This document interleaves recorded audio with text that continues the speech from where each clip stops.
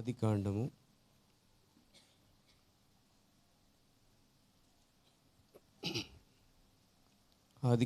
20 అధ్యాయం వైపు తిరుగుతాం. దీన్ని మనం ఉత్పత్తి గ్రంథం అని పిలుస్తున్నామండి. వర్తమానం మనకి ఏం నేర్పించిందంటే ఇది ఉత్పత్తి గ్రంథం. Praise the Lord. చూడండి, ఆదికాండం 20 అధ్యాయము మనము మొదటి నుంచి చాలా వచనాలు చదవాలి, కానీ సమయం లేనందున కొన్ని వచనాలు మాత్రం చదువుదాం. 20 అధ్యాయం మొదటి నుంచి మనము సుమారు 7వ వచనం వరకు మనం చదువుకుందాం. ఎవరైనా చదివినిపించవచ్చు? అక్కడ నుండి అబ్రాహాము దక్షిణ దేశమునకు తరలిపోయి కాదేశునకును షూరుకును మధ్యప్రదేశంలో నివసించి గెరారులో కొన్నాళ్ళు ఉండెను. అప్పుడు అబ్రాహాము తన భార్య అయిన శారాను గురించి, ఈమె నా చెల్లెలని చెప్పెను గనక గెరారు రాజైన అబీమెలెకు శారాను పిలిపించి తన ఇంట చేర్చుకున్నాను. అయినను రాత్రివేళ దేవుడు స్వప్నమందు అబీమెలెకు వద్దకు వచ్చి, నీవు నీ ఇంట చేర్చుకున్న స్త్రీ ఒక పురుషునికి భార్య కనుక ఆమె నిమిత్తం చచ్చినవాడు సుమి అని చెప్పాను. అయితే అబీమెలెకు ఆమెతో పోలేదు కనుక అతడు, ప్రభువా, ఇట్టి నీతి గల జనమును ఆతము చేయుదువా? ఈమె నా చెల్లెలని అతడు నాతో చెప్పలేదా? మరియు ఆమె కూడా అతడు నా అన్న అనెను. నేను చేతులతో ఏ దోషము చేయక యథార్థ హృదయముతో ఈ పని చేసి తిని అనెను. అందుకు దేవుడు, అవును, యథార్థ హృదయముతో దీన్ని చేసిదివని నేను ఎరుగుదును, మరియు నీవు నాకు విరోధముగా పాపము చేయకుండా నేను నిన్ను అడ్డగించి తిని, అందుకే నేను నిన్ను ఆమెను ముట్టనీయలేదు. కాబట్టి ఆ మనిషిని భార్యను తిరిగి అతనికి అప్పగించుము. అతడు ప్రవక్త, అతడు నీ కొరకు ప్రార్థన చేయను. నీవు బ్రతుకును అతనికి అప్పగించని ఎడల నీవును నీ వారందరూ నిశ్చయముగా చచ్చిదరని తెలుసుకునమని స్వప్న ముందు అతనితో చెప్పాను. దేవుడి వాక్యం దీవించును గాక. ప్రార్థన చేసుకుందామని. సర్వశక్తి కలిగిన మా ప్రియ పరమ తండ్రి, మహోన్నతుడైన యేసు ప్రభువా, నీ పరిశుద్ధ నామానికి స్తుతి మహిమ ఘనత ప్రభా చెల్లించుకుంటున్నాం. ఈ దినమంతా నన్ను మమ్మల్ని అందరినీ కృపలో కాచి కాపాడి నాయన ఈ సాయంకాల సమయంలో భయంకర వేళలో నాయన మీరే నాయన ఈ సమావేశపరిచినందుకు స్తుతులు స్తోత్రాలు. ఒకటి చెప్పగలం ప్రభువా, మాకు మేముగా రాలేదు, కానీ మీరే మమ్మల్ని తీసుకొచ్చారు. వాతావరణం చాలా వేడిగా ఉంది ప్రభువా. ఈ సమయంలో నీ కృప మాపై ఉంచండి. కొద్ది నిమిషములు మా శరీరాలు సహకరించినట్లు సహాయం చేయండి. బలహీనలను స్వస్థపరచండి. ఇక్కడ ఈ బైబిల్ స్టడీలో కొద్దిసేపు మాతో మీరు ఉండమని యేసుక్రీస్తు దివ్యనామంలో ప్రార్థిస్తున్నాం. ఆమె దయచేసి కూర్చుని పేరు. చాలా వేడిగా ఉంది. సుమారు మనకి ఈరోజు 40 డిగ్రీలు ఉంటుంది, బహుశా ఇంకా పెరగవచ్చు కూడా అంటున్నారు. చాలా భయంకర వేడి పరిస్థితిలో ఉన్నాం మనం. కాబట్టి కొద్దిసేపు మనము మాట్లాడుకుని వెళ్ళిపోదాం ఇక్కడి నుంచి. మన ప్రేర ఎక్కువ సమయం కూర్చోబెట్టిన మిమ్మల్ని. హల్లెలూయా. ఇక్కడ మనము శారా, అబ్రహాము, శారా, మూడో వ్యక్తి అబీమెలెకు. యాక్చువల్లీ రాసిన అక్కడ రాయాలి యాక్చువల్గా అబీమెలెకు. మీరు అర్థం చేసుకుంటున్నాను పేర. ఇక్కడ 3 వ్యక్తులు కనిపిస్తున్నారు మనకి. ఏం చెప్పాలి నిజం నాకు తెలియట్లేదు, బట్ ఇదైతే నాకు ఈ వాక్యం చెప్పని ప్రేరేపణైతే వచ్చింది. చూద్దాం, దేవుడు మనకు సాయం చేయండి గాక. Praise the Lord. యాక్చువల్గా ఈరోజు అమెరికా దేశం గురించి చెప్పాలనుకున్నాను. యాక్చువల్గా అమెరికా దేశం, దాని యొక్క భవిష్యత్తు, దాని యొక్క ఫ్యూచర్ ఎలా ఉంటుందో అనేది ఈ కాలం ప్రవక్త చెప్పడం అయితే జరిగింది. తెలుసుగా మీకు? అమెరికా దేశం గురించి తెలుసు కదా. అమెరికా దేశం కోసం ప్రవక్తకు దర్శనం వచ్చింది తెలుసు కదా మీకు. ఎంతమంది తెలుసండి? 7 దర్శనాల్లో అదొక దర్శనం అండి. 7 దర్శనాల్లో ఒక దర్శనం అమెరికా దేశం పతనం అవ్వటం, కాలిపోవటం, దేవుని ప్రవర్తన చూడగలిగాడు. అసలు ఎందుకు అది కాలిపోతుందో, దానికి కారణం ఏంటో చాలా సంగతులు మనము స్టడీ చేయవలసి ఉందన్నమాట. సరే, దేవుని చిత్తమైతే మరొకసారి అవకాశం అయితే చూద్దాం. అయితే ఈ రాత్రి నేను తీసుకోబోతున్న అంశం ఏంటంటే, సంఘానికి సంబంధించిన విషయం అండి ఇది. ఇక్కడ శారాని సంఘానికి పోల్చుకున్నాం మనం. అబ్రహాము యేసుక్రీస్తుకి సాదృశ్యంగా మనం తీసుకుంటున్నాం.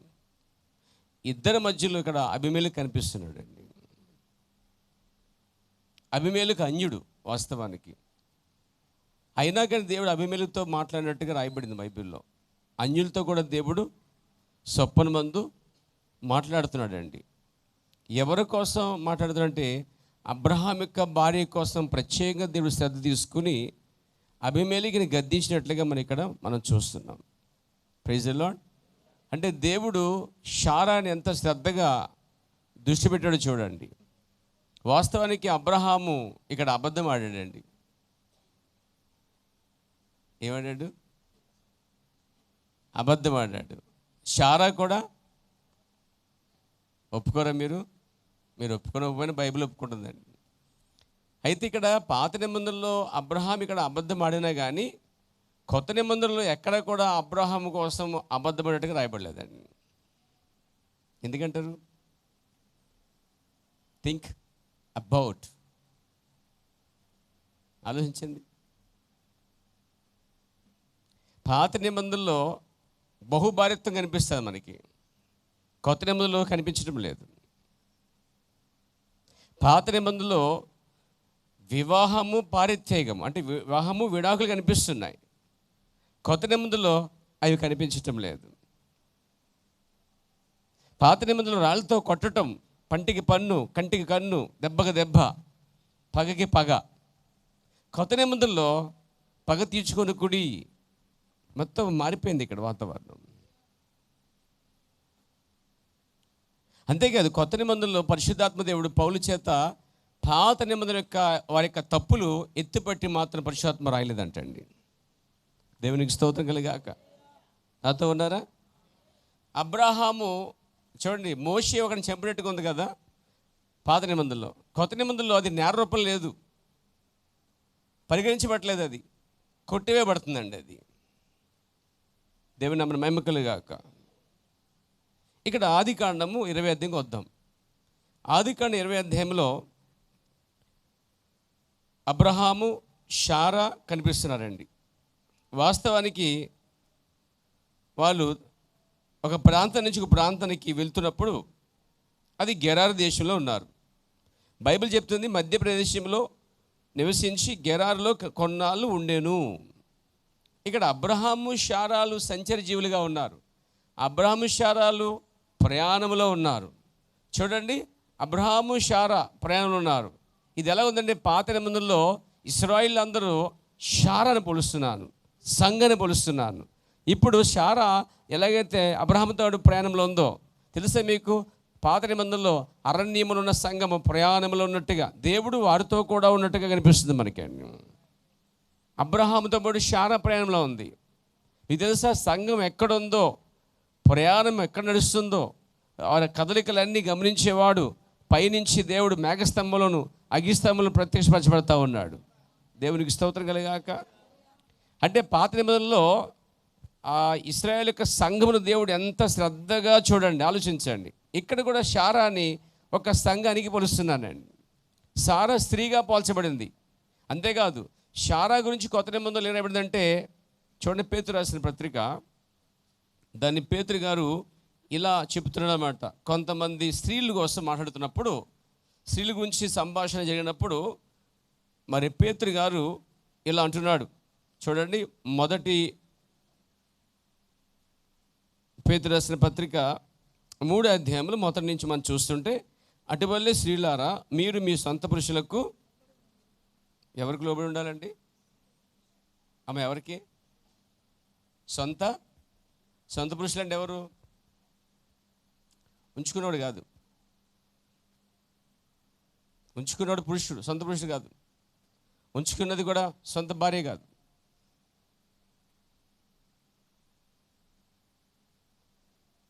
చట్టబద్ధంగాను బైబిల్ ప్రకారంగాను వివాహమైతే వారే సొంత పురుషులండి.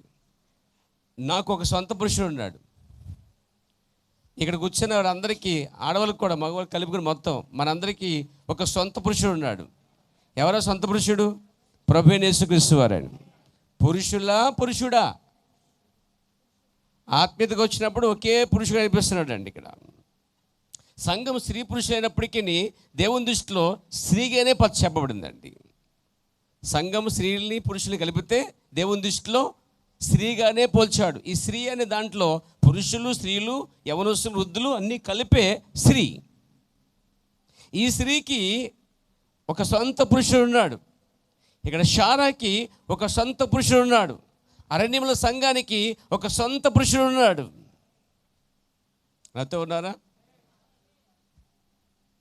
ఒక స్త్రీలకి సొంత పురుషులు ఎప్పుడు వస్తారంటే, ఒక స్త్రీ పుట్టిన తర్వాత ఆమె పెరిగి పెద్దదైనప్పుడు తండ్రి యొక్క సంరక్షణలో ఉంటుంది, లేక తల్లి యొక్క సంరక్షణలో ఉంటుంది. వింటున్నారా? ఈ తల్లిదండ్రులు లేని సందర్భంలో ఎస్తేరికి తల్లిదండ్రులు లేరండి. కానీ ఆమె మొర్దెకై కనబడుతున్న తన పినతండ్రి చేతుల్లో పెరిగిందండి ఆమె. అంటే ఇక్కడ పెళ్ళి కాని స్త్రీలు తల్లి తండ్రి సంరక్షణలో అయినా ఉండాలి, లేదా మొర్దెకై లాంటి గాడ్ అంటారు కదా, ఇదని ఏమంటారు ఇంగ్లీష్లో?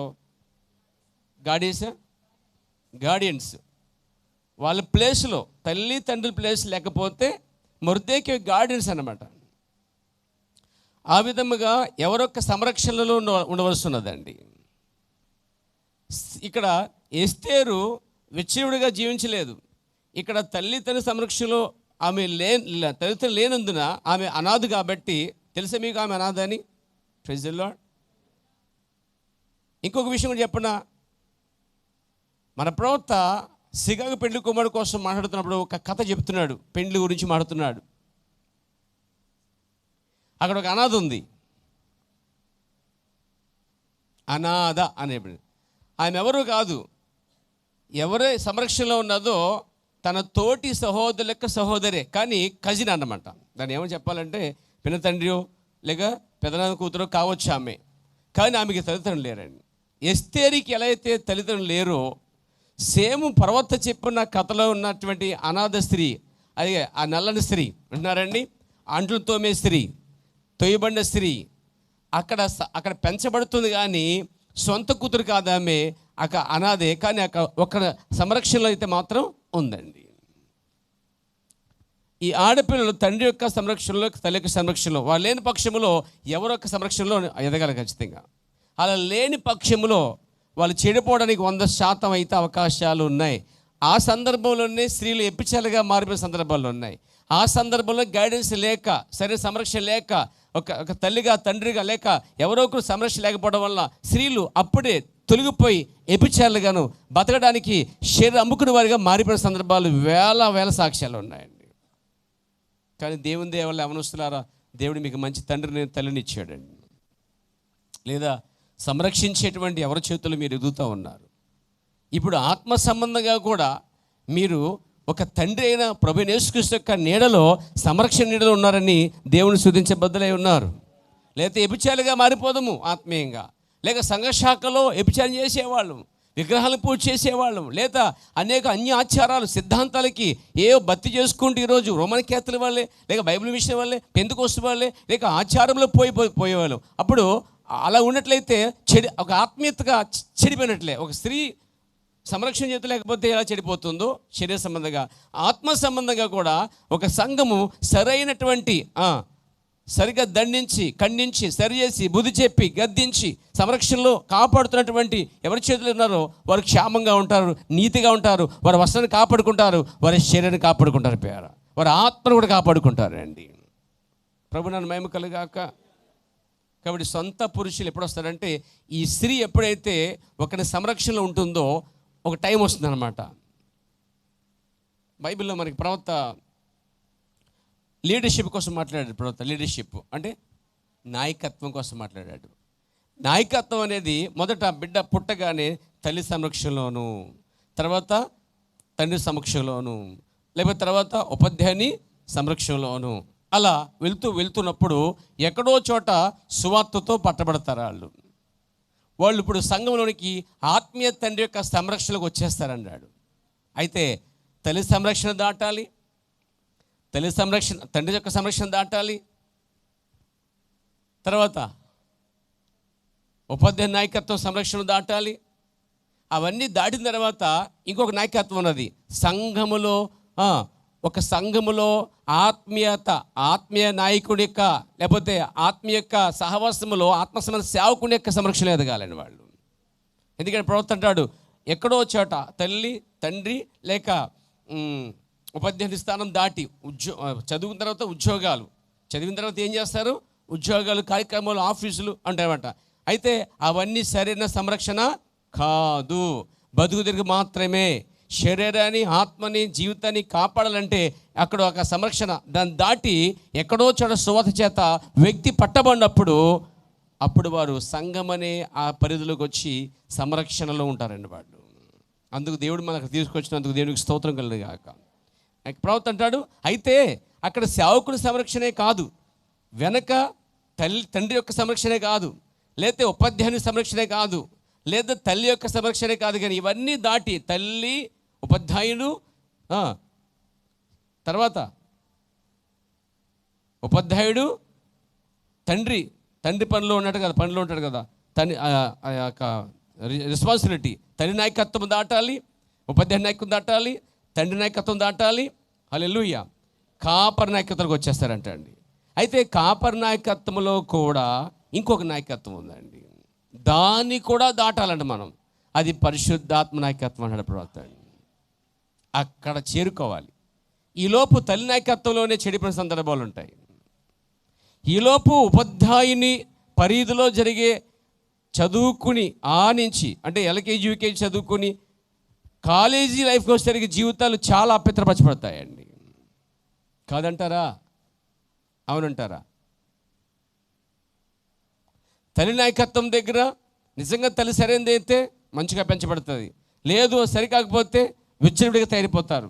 దాన్ని దాటితే ఉపాధ్యాయుని స్థానం అంటే చదువు తర్వాత ఉద్యోగాలు.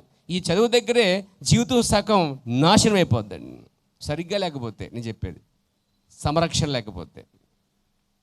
అలాగని చదువుని ద్వేషించట్లే, స్కూల్ ద్వేషించట్లే, అవి అవసరం. బట్ వెళ్ళిన పని ఏమిటో దానిపైన దృష్టి కాకుండా ప్రజలు స్కూల్లో, కాలేజీల్లో, ఆ తర్వాత జాబుల్లో శరీరాన్ని కోల్పోతున్నారు, విలువలు కోల్పోతున్నారు, కుటుంబాలు కోల్పోతున్నారు, పరిశుద్ధత కోల్పోతున్నారు. ఆయన నాయకత్వంలో కూడా స్థిరత్వం లేదు సార్. అంటున్నారా? తల్లి నాయకత్వం దాటాలి, ఆమేన్. తర్వాత ఉపాధ్యాయ నాయకత్వం దాటాలి, దాన్ని కూడా కాపాడుకోవాలి. ఆ తర్వాత తండ్రి నాయకత్వం దాటాలి, తండ్రి పనులు, ఫ్యాక్టరీలు, కార్యాలు, ఆఫీసులు ఇవన్నీ కూడా దాటాలి. ఆ తర్వాత కాపర్ నాయకత్వం అండి, సంఘ కాపర్ నాయకత్వంలోకి రావాలి. ఎలా వస్తారు సంఘ కాపర్ నాయకత్వంలో? ప్రవక్త అంటాడు, ఎక్కడో చోట వాక్యము చేత పట్టబడితే నేను వస్తావంటా అండి. వాక్యం ఆకర్షించాలట. ఆ వల వేసినట్టుగా లాగినప్పుడు సరైన చేపలే వస్తాయి, మిగతావన్నీ పడినా వెనక్కిపోతూ ఉంటాయి. వాళ్ళు ఎంతోమంది ఉంటారు. ఈ కాపర్ నాయకత్వంలో ఉన్నప్పుడు కాపరు కూడా సరిగా వారిని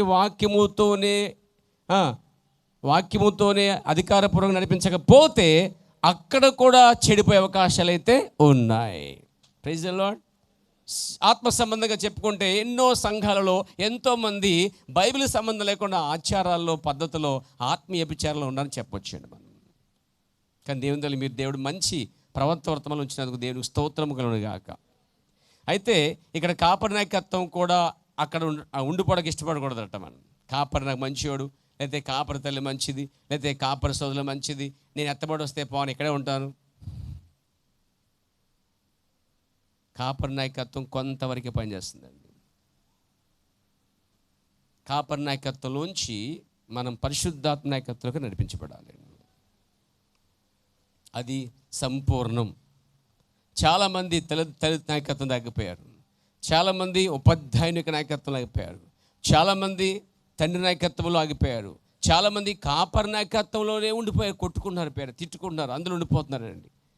సంఘం సంఘం సంఘం సంఘం సంఘం సంఘం సంఘం సంఘం అంటారు పేర. సంఘం కాదు ఎక్కువ కావాల్సింది, సంఘాన్ని ఇచ్చిన దేవుణ్ణి ఎక్కువ మహింపరచాలమనండి. సంఘం కంటే గొప్పది వాక్యం, సంఘములో ఉన్న ప్రజల కన్నా గొప్పది పరిశుద్ధాత్మ అండి. దేవునికి స్తోత్రం కలగాక. కాబట్టి ఆ నాయకత్వంలో ఎదిగినట్లయితే అప్పుడు ఒక ఆత్మ సంబంధంగా స్త్రీ అనబడుతున్న ఈమె యేసుక్రీస్తుతో వివాహం చేయబడుద్ది. ఆత్మ సంబంధంగా తన శీలను కాపాడుకుంటూ తల్లి నాయకత్వంలోంచి తల్లి నాయకత్వంలో కాపాడుకోవాలి. ఏమేన్ తల్లి మంచిది కాకపోయినా కాపాడుకోవాలి, మంచిదైనా కాపాడుకోవాలి. మంచిదే కానీ చెప్పి ఏ పని చేసినా పర్లేదని చెప్పి శీలం పడకూడదు, చెడదని చెప్పేసి తల్లిలో ప్రవర్తించకూడదు. దాన్ని కాపాడుకోవాలి స్త్రీ. తర్వాత ఉపాధ్యాయుని స్థాయి చదువుకు నుంచి ముగింపు వరకు ఎంతోమంది పరిచయం అవుతారు. ఎన్నో సందర్భాలు కల్పిస్తాయి. ఆ కాలేజీ లైఫ్కి వెళ్ళిన తర్వాత లేదా కాలేజీలోకి వెళ్ళిన తర్వాత జీవితాలు ఒక రకమైన పరిస్థితులు మారిపోతాయి. స్కూల్ దగ్గర బాగానే ఉంటుంది 10th క్లాస్ తర్వాత. 10th తర్వాత కాలేజీకి వెళ్ళినప్పుడు కోతులు కార్యాలు ఎన్నో రకరకాల పరిచయం అవుతారు. పేరు అంటే వాళ్ళు లోకాన్ని ఏదో చూడాలి, సాధించాలి, ఆనందించాలి అని అక్కడి నుంచి పబ్బులకి కబ్బులకి ఏమండి అలవాటు పడతారన్నమాట. దుస్సాంగత్యము అందుకే మంచి నడవని ఏం చేస్తుంది, పాడు చేస్తుందండి. ఇక్కడ కాపాడుకోవాలి. కాలేజీ అంటే స్కూల్ నుంచి కాలేజీ వచ్చే లోపు చాలామంది యవ్వనస్తులు సిగరెట్లు కూడా అయిపోతున్నారు, మందుకు కూడా అయిపోతున్నారు. అమ్మాయిలు అబ్బాయిలు ప్రేమించుకుని బ్రేకప్ ఇచ్చుకుని మార్చుకుని పోతున్నారు. శరీరము దేహం యొక్క విలువ, దాని యొక్క విలువ ఏ మాత్రము తెలియకుండా శరీరాన్ని పూర్తిగా లోకానికి అప్పగించి దెయ్యంతో నింపబడి పూర్తిగా ఒక చెప్పాలంటే ఆత్మ సంబంధ శాంతి లేకుండా జీవిస్తున్నారు ప్రజల పేరు. అందుకే మన పిల్లలను సైతం నడిపించడానికి ఒక వర్తమానం ఉందండి, మన కుటుంబాలు కట్టబడే ఒక వర్తమానం ఉందండి. భార్యను సరి చేయడానికి, భర్తను సరి చేయడానికి, ఇద్దరి మధ్య సంసారం పటిష్టంగా ఉండడానికి ఒక వర్తమానం అయితే దేవుడు విడిచిపెట్టాడు ఈరోజు అండి. దేవునికి స్తోత్రం కలుగాక. ఒక స్త్రీ ఇవన్నీ తప్పించుకోండి. స్త్రీ అనగా సంఘముతో పోలుస్తున్నానని చెప్పాను మీకు. ఇవన్నీ తప్పించుకుని చివరికి ఆ నాయకత్వాలన్నీ దాటి శరీర సంబంధంగా పోరాడి శీలాన్ని కాపాడుకుంటూ, అది స్త్రీ అయినా పురుషుడైనా కాపాడుకుంటూ కాపాడుకుంటూ తమ జీవితాన్ని సరి చేసుకోగలిగితే లోకంలో గొప్ప పేరు ఉంటుంది, ఒక పరిశుద్ధత ఉంటుంది, ఒక విలువ ఉంటుంది. దేవునికి స్తోత్రం కలుగాక. తన శరీరాన్ని కాపాడుకుంటూ వచ్చినప్పుడు తెలుసా, ఎస్తేరు రాణిగా మార్చబడిందండి. ఆమె తల్లి తండ్రి నాయకత్వం దాటి, ఉపాధ్యాయ నాయకత్వం దాటి, పెనతండ్రి నాయకత్వం దాటి అక్కడ ఏగే నాయకత్వంలోకి వచ్చిందండి. అయితే ఏగే నాయకత్వంలో నడిపోలేదు ఆమె. ఏగే నాయకత్వంలో విలువలు నేర్చుకుంది.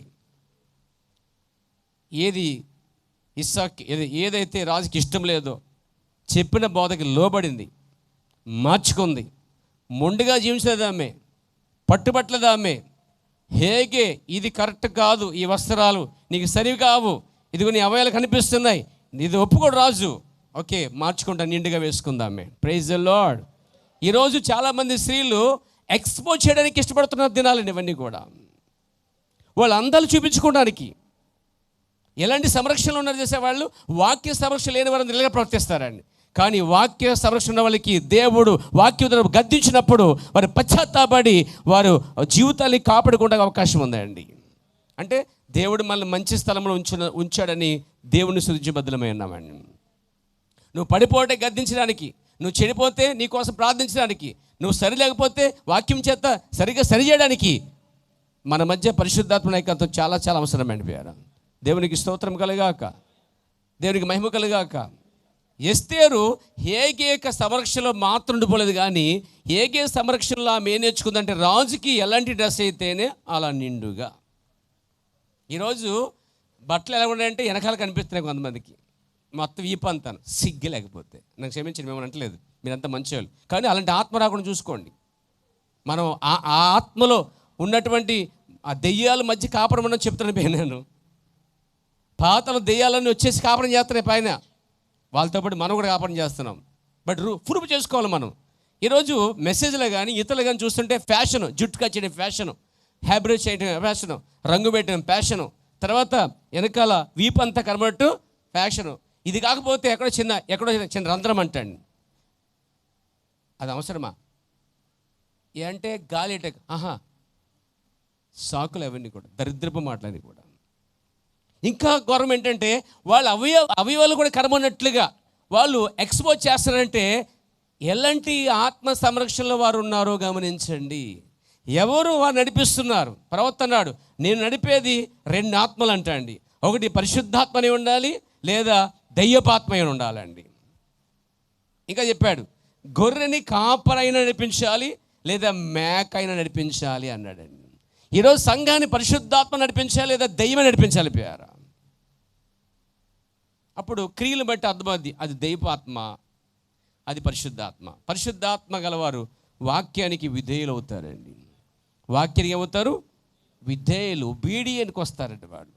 పరిశుద్ధాత్మ లేని వారు తన్నిపోతారు. తెలుసా, ప్రవక్త వాక్యం చెప్తుంటే, అమ్మ ఇది కప్పుగా అభ్యంతరంగా ఉందని చెప్పగానే ఆమె కోటి విసిరి, ఇది ఈ ప్రసంగం నా దూడక్కడక్కలని చెప్పి బయటకు పోయింది. పరిశుద్ధాత్మ లేని కార్యాలు అలా కనిపిస్తాయి, రివర్స్లో వస్తాయి.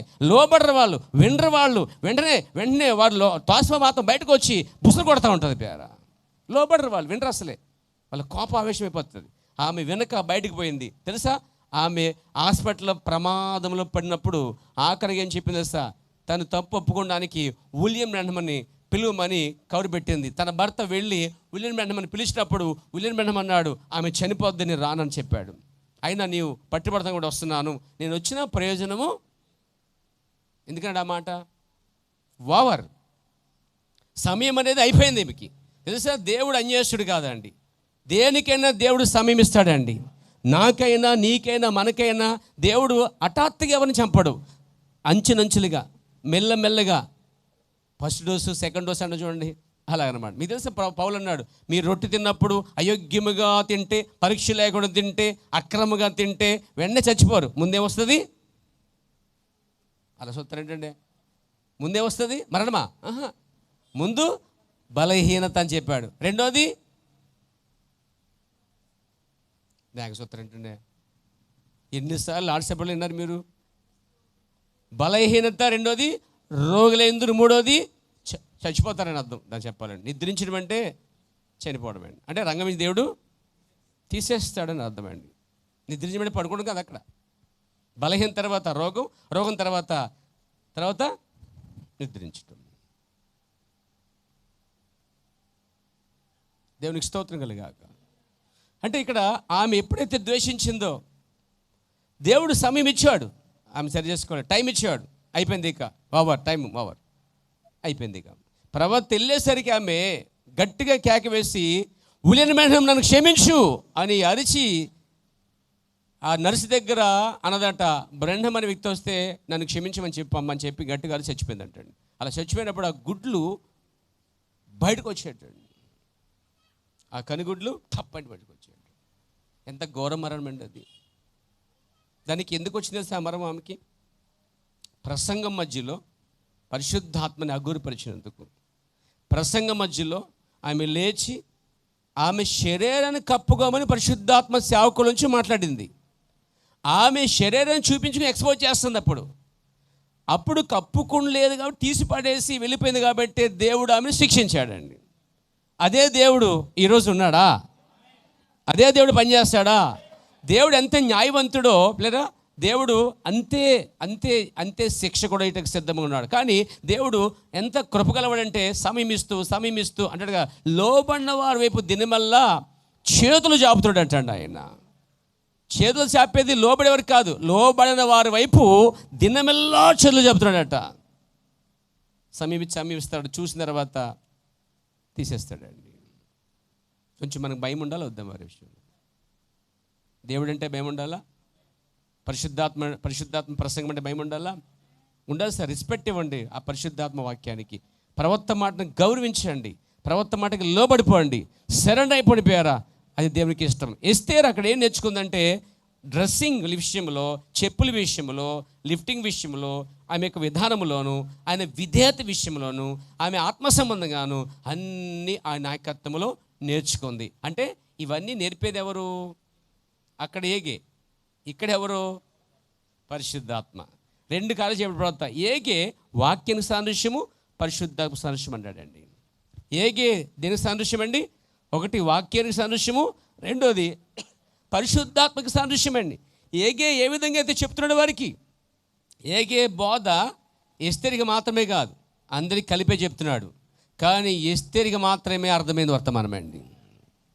ఎస్తేరు మాత్రమే మార్చుకుంది జీవితాన్ని, మలుచుకుంది జీవితాన్ని, మిగతా మలుచుకోవాలి. ఆమె దాటి పరిశుద్ధాత్మ నాయకత్వంలో శిక్షణ పొందింది కాబట్టి ఆమె రాణిగా మారిపోయింది. చెప్పకూడదు ఏమేం అర్థం పేరు. మనం ఈరోజు ఆత్మ సంబంధంగా మనము కూడా సంఘములో ఈ సంఘములోకి వచ్చినప్పుడు ఇంతకుముందు మన తల్లి సంరక్షణలో ఉన్నాము, ఉపాధ్యాయ సంరక్షణలో ఉన్నాము, ఇంకా ఉంటారు కూడాను. ఆ తర్వాత ఇది జరుగుతుంది, ఇవి ఆ తల్లి సంరక్షణ అనేది జరుగుతూ ఉంటుంది, జరిగి ఉన్నది, జరగబోతా ఉంది. తల్లి సంరక్షణ, తర్వాత ఉపాధ్యాయ సంరక్షణ, ఆ తర్వాత తండ్రి సంరక్షణ, తర్వాత కాపరి సంరక్షణకి వస్తానంటే ఎక్కడో చోట వాక్యంతో పట్టబడితే, సువార్త వెలుగులో రక్షించబడితే నువ్వు కాపరి యొక్క సంరక్షణకు వస్తావు, లేదా అసలు ఇది సంబంధం లేకుండా జీవిస్తావు నువ్వు. కానీ దేవుని కృపను బట్టి ఈరోజు మనము ఒక కాపరి యొక్క సంరక్షణకు వచ్చేసాం. దేవునికి స్తోత్రం కలిగాక. సో కాపరి ఏం చేస్తాడు? గొర్రెలకి గడ్డి బాగా పెడతాడండి. అంటే ఇలా అనకూడదు, పదం బాగా మేపుతాడని చెప్పాలి. దేవునికి స్తోత్రం కలిగాక. ఆ పదం అలా పలికే కన్నా, గడ్డి పెడతాడే మాట కన్నా బాగా మేపుతాడే మాట మధురంగా లేదు. దేవునికి స్తోత్రం కలిగాక, దేవునికి మహిమ కలిగాక. కాపరి సంరక్షణ నుంచి ఎక్కడ రావాలి? ఇప్పుడు పరిశుద్ధాత్మ యొక్క నాయకత్వంలోకి వచ్చేసేయాలండి. నాయకత్వం తర్వాత ఆమె రాణిగా మారినట్టు సంఘము కూడా పరిశుద్ధాత్మ నాయకత్వంలో ఉంటే సరిపోదండి, మార్చుకుంటే సరిపోద్ది. దేవునికి స్తోత్రం కలిగాక, దేవునికి మహిమ కలిగాక. చెప్పొచ్చు హల్లెలూయా. ఆ విధంగా ఆమె సిద్ధపడింది, ఆమె రాణిగా మార్చబడింది. ఈరోజు సంఘము పరిశుద్ధాత్మ నాయకత్వంలో ఉంటే అన్నీ నేర్పుతుంది అన్నమాట. Praise the Lord. డాడీ లేతే పాస్టర్ గారు లేతే సహోదరుడా, నేను ఈ రాత్రి ఏం చేస్తానంటే బయట నేను అలా తిరిగి వస్తాను. ఒక ఆడపిల్ల సింగిల్గా అలా తిరిగి వస్తానంటే, ఒక తల్లి ఒక తండ్రి విడిచిపెట్టారంటే అది చాలా ప్రమాదకరమైనది. ఒక ఆడపిల్ల బయటికి వెళ్ళినప్పుడు తండ్రినో తల్లినో సహోదరునో లేదా వివాహమైతే భర్తనో తీసుకువెళ్ళాలి. ఇక్కడ తల్లిదండ్రులు భయపరిచేసి, వివాహమైతే భర్తని భయపరిచేసి, ఈ రెండు కార్యాలు కనుక ఒక స్త్రీ బయటికి వెళ్ళిందంటే కనుక ఖచ్చితంగా దయ్యాలు ఆమె పట్టి అపవిత్రపరచడానికి 100% ఉన్నాయి. కేర్ఫుల్. ఈ దినాలు ఇంకా ఎక్కువ కేర్ తీసుకోవాలి. మునుపటి కన్నా, నిన్నటి కన్నా, పోయిన సంవత్సరం కన్నా, ఎఫెస్ కన్నా ఈ లౌదీకలు మాత్రము మరింత గట్టిగా స్ట్రాంగ్గా తీసుకోవాలండి. దేవుని నామమున మహిమ కలుగాక, స్తుతి కలుగుడుగాక. ఈ రోజుల్లో ప్రజలు ఎలా ఉన్నారంటే, మీరు అనుమతిస్తే, మీరు అంటే మందు తాగేసలు ఉన్నారండి జనాలు. ఆడపిల్లలు, మగపిల్లలు, యవనస్తులు అని చెప్పేది. మీరు అంటే ఏదైనా చెడు సిద్ధంగా ఉన్నారండి వాళ్ళు. వాళ్ళని ఆటంకం పరిచామనుకోండి, వద్దని చెప్పామనుకోండి, ఇది మంచిది కాదమ్మా, ఇలా చేయకూడదమ్మా అంటే, జుట్టు కట్ చేయకూడదామంటే కట్ చేస్తాను అంటే దెయ్యం అండి. అది వస్తువులు పెట్టుకూడదామంటే మా ఫ్రెండ్లో ఎక్కిరిస్తున్నారండి ఆ కాలేజీలో పెట్టుకుంటాను అంటే అది దెయ్యమా అనమాట. ప్రేమ ముసుగుతూ వచ్చి దెయ్యము మెల్లగా తల్లిదండ్రులు వంచేసి సింహాసనం ఎక్కి వాళ్ళని వెళ్తున్న ఆత్మ అనమాట. అది దెయ్యపు ఆత్మలు పనిచేస్తున్నాయి. వాక్యానికి ఏదైతే విరుద్ధంగా ఉందో ప్రతిదీ సాతాను యొక్క తంత్రము. దీన్ని మనం కనిపెట్టాలి పేర. దేవునికి స్తోత్రము కలుగాక, దేవునికి మహిమ కలుగాక. చాలామంది ఈ రోజుల్లో ఎలా ఉన్నారంటే సగం బట్టలు వేసుకుంటున్నారండి, ఆఫ్ బట్టలు. దీన్ని మన ప్రవక్త చాలా ఖండించాడండి. స్త్రీ యొక్క శరీరాన్ని ఏ పురుషుడు చూడకూడదు, ఒక డాక్టర్ తప్ప. అది కూడా వైద్యపరంగా, దైవ సంబంధంగా, ఒక దైవాత్మ కలిగి అతడు కనుక నిజంగానే వైద్యం చేయాలి, ప్రజా సేవ చేయాలంటే ఆ ఆలోచన డాక్టర్కి అయితే రాదు. ఆలోచన ఎవరు ముట్టుకున్నా ఒకలే ఉంటుంది ఆ డాక్టర్కి. మంచి డాక్టర్కి, చెడు డాక్టర్ లేకపోలేదు, భయంకర డాక్టర్ కూడా లేకపోలేదు. వాళ్ళు కూడా మోసం చేసిన చాలామంది ఉన్నారు పేర. Praise the Lord. దేవునికి స్తోత్రం కలిగాక. ఆమెను చెప్పొచ్చా? దేవునికి స్తుతి కలిగాక. కాబట్టి చెప్పిందల్లా విన్నందుకే ఆమె రాణిగా మారింది కదా. ఈరోజు పరిశుద్ధాత్మ వర్తమానానికి ఏదైతే ఉందో అది లోబడుతూ ఉంటే మనము కూడా రాణిగా ఉంటామని చెప్తాను పేరు. ప్రభు నన్ను మహిమ కలుగాక.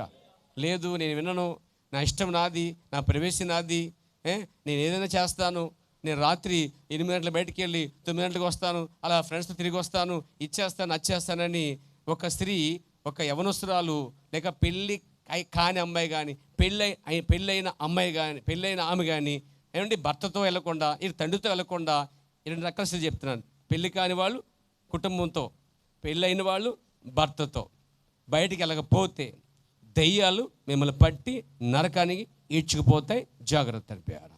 దేవునికి స్తోత్రం కలిగాక. నేను బాగానే ఉంటానంట చాలామంది.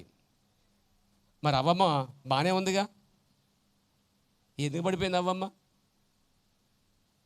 స్ట్రాంగ్ కాదా ఆమె? 99% మింది, మనకంటే ఎక్కువ కొంతమంది మింది ఆమె. మన 50% కూడా లేవు ఇక్కడ చెప్పాలంటే. ఆమె 90% మింది వాక్య వర్తమానాన్ని. అయినా ఎందుకు తెలుసా? ఆమె ప్రవక్త అంటాడు అసలే, ఆమె టాపిక్ అసలే ఆపి, ఇదిగో ఇప్పుడు ఇంటే భర్త లేడు వెళ్ళరా అని చెప్పాలి, కూర్చో ఇంకేదో చెప్తున్నావు నువ్వు అని శాట్ అని చేసి ఉంది. అక్కడ చెడిపోయిందండి. పురుషుడు తిరిగి చెడిపోతాడట, స్త్రీ ఏమో విని చెడిపోద్దంటండి. లోక సామెత అది వాస్తవంగా. వాడుకలో వాడుతూ ఉంటారు వాళ్ళు. కానీ 100% ఇంచుమించుగా 80% అది నిజమే వాస్తవంగా చెప్పాలంటే. కాబట్టి ఆమె ఏం చెప్పాలంటే, పురుషుడు ఇంట లేడు. మీకు సామెతలో ఒక వాక్యం జ్ఞాపం చేస్తాను పేర, చూడండి. ప్రభు నాను మహిమకలుగాక. సామెతల గ్రంథం 5వ అధ్యాయం అనుకుంటున్నాను పేరు నేను. 7వ అధ్యాయం అండి. 7వ అధ్యాయం 10వ వచనం గుర్తు వస్తుంది నాకు, చదవండి అమ్మ. సామెతలు 7వ అధ్యాయము 19 చదవండి. పురుషుడు ఇంట లేడు, దూర ప్రయాణమునకు వెళ్ళి ఉన్నాడు, అతడు సొమ్ము చెంచి చేత పట్టుకుని పోయెను, పున్నమి నాటి వరకు తిరిగి రాడు, అది తన అధికమైన లాలన మాటల చేత వాళ్ళు లోపరుచుకునేను. ఇక్కడ పురుషుడు ఇంట లేడంటే ఈమెకు పెళ్ళి అయినట్టే, ఈమెకి భర్త ఉన్నాడు. ఈరోజు సంఘానికి కూడా భర్త ఉన్నాడని నడిపాను నేను.